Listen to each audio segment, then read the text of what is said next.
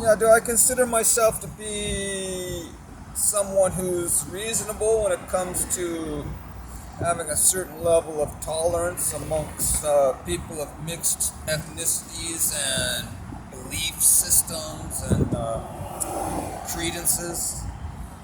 I believe so. I believe that I try to find commonality between different groups, different peoples, different cultures. You know, though I may have a certain set of convictions, personal convictions at any particular moment in time, uh, I still remain tolerant to consider or listening to other people's viewpoints. But of course, I'll put it on the scales and weigh it and see how it measures up to what I currently believe might be true in any given moment. See if it's plausible and reasonable and tangible. But I certainly don't believe in being aggressive and argumentative and hostile over just a religious belief or a philosophy, or whether it be political or religious or anything else. I don't really see the point in it. I've seen it in action, and looking back at it, how ridiculous it is to be so hostile over someone who might believe differently than you on a particular matter. It's quite. It really doesn't make any sense to be hostile over someone who just has a different opinion or has a different viewpoint, historically or religiously or even prophetically. I live in a free country where I can pick and choose from a wide variety of a menu, of a buffet table, so to speak. I can eat that, or I can eat this.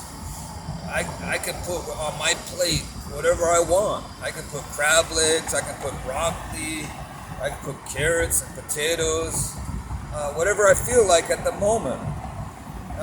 As long as it's not poisonous, as long as it's not bad, as long as it's not going to make me choke or throw up or get sick.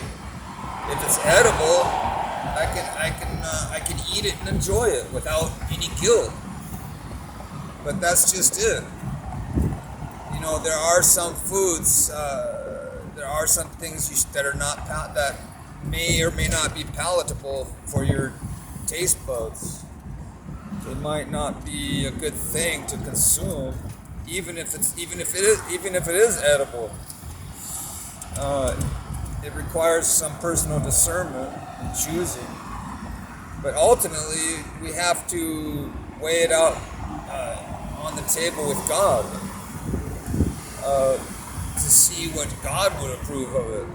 Our Creator, because that's what's common to all man. Is all humans on this whole planet have a common denominator, a common Creator.